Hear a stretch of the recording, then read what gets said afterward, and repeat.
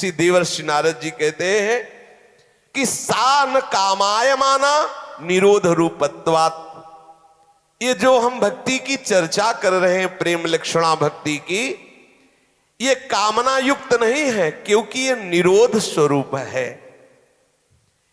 प्रेम लक्षणा भक्ति में कुछ चाह नहीं होती किसी से। प्रेम में तो देना ही देना होता है, काम में लेना होता है, कामना में लेना होता है, और प्रेम में देना ही देना होता है। अपने प्रेमास्पद को सुख देना ही प्रेम कहा जाता है। संसार में उल्टा समझा जाता है। बोले हम आपसे प्रेम करते हैं तो आप हमें सुख दीजिए, हमारे अनुकूल बनिए। लेकिन प्रेम का मतलब अनुकूल बनना है, ना कि उसको बनाना है। अनुकूलता की मांग का मतलब सुख की मांग, सुख की मांग का मतलब काम, कामना। सुख देने की भावना, अनुकूल बनने की भावना अपने आराध्य देव के प्रति, ये प्रेम का स्वरूप है। प्रेम लक्षणा भक्ति का हृदय में अनुभव करने वाले उपासक को त्याग वृत्ति धारण करनी होती है, क्योंकि वो निरोध रूपत्वात्। इसमें धन की, संतान की, कीर्ति की, स्वर्ग आदि की तो बात ही क्या, कैवल्य पद की भी कामना नहीं रहती। आहा, देखो वृंदावन के रस में डूबे हुए महापुरुषों ने मोक्ष को पिशाचनी कह दिया। जैसे पिशाचनी से भय लगता है ना, ऐसे मोक्ष से भय लगता है। हरिवंश महाप्रभु ने श्रीमद राधा सुधा निधि में कहा, विभेमि कैवल्यता, मुझे कैवल्य परम पद से भय लगता है। किसी ब्रह्मज्ञानी को अगर ये बात सुनने को मिलेगी तो हंस पड़ेगा वो। हम तो जीवन भर इसी की आराधना करो, ये कह रहे इसे भय लग रहा है, कैसा ज्ञान है? वो कहेंगे कैसा ज्ञान है। और यहां जिस प्रेम की धरा में बोले विभेमि कैवल्यता, मुझे भय लगता है इस मोक्ष से भी। तो इस प्रेम लक्षणा भक्ति के मार्ग में चलने वाले उपासक में त्याग वृत्ति चाहिए, क्योंकि प्रेम लक्षणा भक्ति सा न कामाय माना निरोध रूपत्वात्। ये प्रेम लक्षणा भक्ति कामना युक्त नहीं है, क्योंकि ये निरोध स्वरूपा है। निरोध अर्थात त्याग रूप है, अर्थात धन की कामना, संतान की कामना, शरीर सुख की कामना, कीर्ति की कामना, मान सम्मान की, स्वर्ग की, आदि आदि, और यहां तक कि मोक्ष की भी कामना इस प्रेम लक्षणा भक्ति में नहीं रहनी चाहिए। जिसमें प्रभु से कुछ मांगा जाए वो प्रेम लक्षणा भक्ति नहीं है। अपने सुख के लिए प्रभु से कुछ मांगा जाए, हमें धन दे दीजिए, संतान दे दीजिए, कीर्ति दे दीजिए, मोक्ष दे दीजिए, निरोग अवस्था दे दीजिए, हमारे शरीर में कोई रोग ना हो, आदि आदि आदि।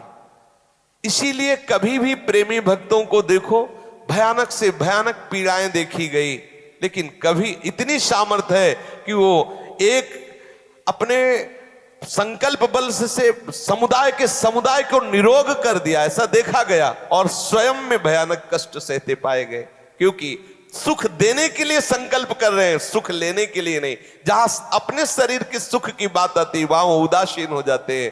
प्रभु की जैसी इच्छा हो, कहीं भी किंचिल मात्र भी कोई प्रभु से सुख लेने की लालसा नहीं, इसका नाम है प्रेम लक्षणा भक्ति। प्रभु से, औरों की तो बात जाने दो।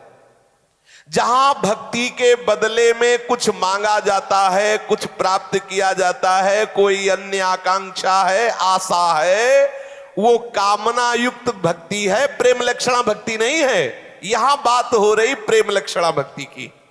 बहुत सुंदर बात है।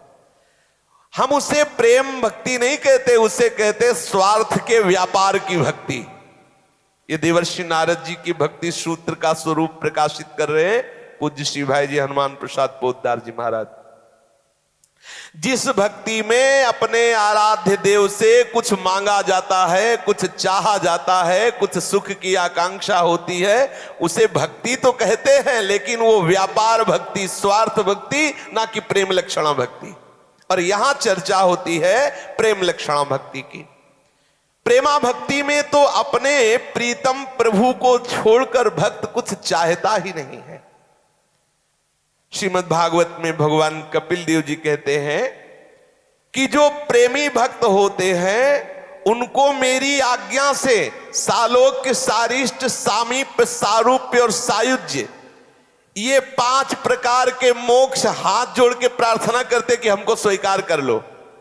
सालोक के मोक्ष, भगवान के समान लोक की प्राप्ति होनी। सारिष्ट मोक्ष, भगवान के समान ऐश्वर्य की प्राप्ति होनी।